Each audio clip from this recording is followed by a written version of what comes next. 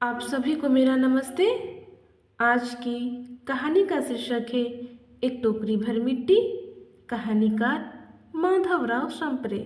चलिए हम कहानी का वाचन करते हैं। किसी श्रीमान जमींदार के महल के पास एक गरीब अनाथ विधवा की झोपड़ी थी। जमींदार साहब को अपने महल का हाथा उस झोपड़ी तक बढ़ाने की इच्छा हुई। विधवा से बहुतरा कहा कि अपनी झोपड़ी हटा ले, पर वह तो के जमाने से वहीं बसी थी। उसका प्रिय पति और इकलौता पुत्र भी उसी झोपड़ी पे मर गया था। पुतोहू भी एक 5 बरस की कन्या को छोड़कर चल बसी थी। अभी ही उसकी पोती इस वृद्धा काल में एकमात्र आधार थी। जब कभी उसे अपनी पूर्व स्थिति की याद आ जाती तो मारे दुख के फूट फूट कर रोने लगती थी। और जब से उसने अपने श्रीमान पड़ोसी की इच्छा का हाल सुना, तब से वह मृतप्राय हो गई थी। उस झोपड़ी पे उसका मन लग गया था कि बिना मरे वहाँ से वह निकलना नहीं चाहती थी। श्रीमान के सब प्रयत्न निष्फल हुए। तब वे अपनी जमींदारी चाल चलने लगे। बाल की खाल निकालने वाले वकीलों की थैली गरम कर उन्होंने अदालत से झोपड़ी पर अपना कब्जा कर लिया और विधवा को वहाँ से निकाल दिया। बेचारी अनाथ तो थी ही, पास पड़ोस में कहीं जाकर रहने लगी।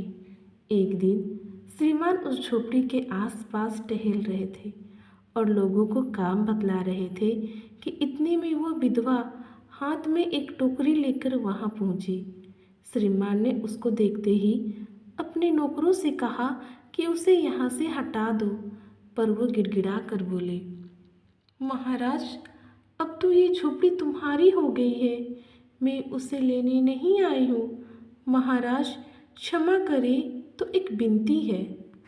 जमींदार साहब के सिर हिलाने पर उसने कहा, जब से ये झोपड़ी छूटी है तब से मेरी पोती ने खाना पीना छोड़ दिया है। मैंने बहुत कुछ समझाया, पर वह एक नहीं मानती। यही कहा करती है कि अपने घर चल, वहीं रोटी खाऊंगी। अब मैंने ये सोचा है कि इस झोपड़ी में से एक टोकरी भर मिट्टी लेकर उसी का चूल्हा बनाकर रोटी के पकाऊंगी। इससे भरोसा है कि वो रोटी खाने लगेगी। महाराज कृपा करके आज्ञा दीजिए, तो इस टोकरी में मिट्टी ले आओ। श्रीमान ने आज्ञा दे दी। विधवा झोपड़ी के भीतर गई। वहां जाते ही उसे पुरानी बातों का स्मरण हुआ। उसकी आंखों से आंसू की धारा बहने लगी। अपने आंतरिक दुखों को किसी तरह संभाल कर उसने अपनी टोकरी मिट्टी से भर ली और हाथ से उठाकर बाहर ले आई। फिर हाथ जोड़कर श्रीमान से प्रार्थना करने लगी, महाराज कृपा करके इस टोकरी को जरा हाथ लगाइए, जिससे कि मैं उसे अपने सिर पर धर लूं।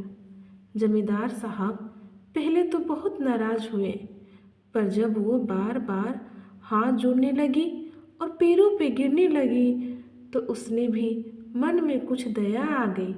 किसी नौकर से ना कहकर आप ही स्वयं टोकरी उठाने आगे बढ़ गए। जो ही टोकरी को हाथ लगाकर ऊपर उठाने लगे, त्यों ही देखा कि काम उनकी शक्ति से बाहर है। फिर तो उन्होंने अपनी सब ताकत लगाकर टोकरी को उठाना चाहा, पर जिस स्थान पर टोकरी रखी थी वहाँ से वह एक हाथ भर ऊंची ना हुई।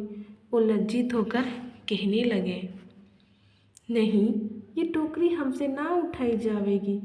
ये सुनकर विधवा ने कहा, महाराज नाराज ना हो, आपसे तो एक टोकरी भर मिट्टी नहीं उठाई जाती, और इस झोपड़ी में तो हजारों टोकरियां मिट्टी पड़ी है। उसका भार आप जन्म भर उठा सकेंगे।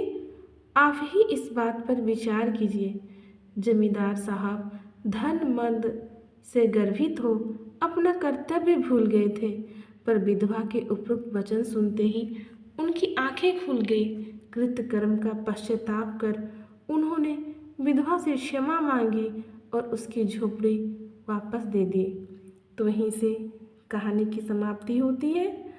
आपको कहानी कैसी लगी आप कमेंट्स करके बता सकते हैं। चलिए पुनः बार आप सभी को नमस्ते।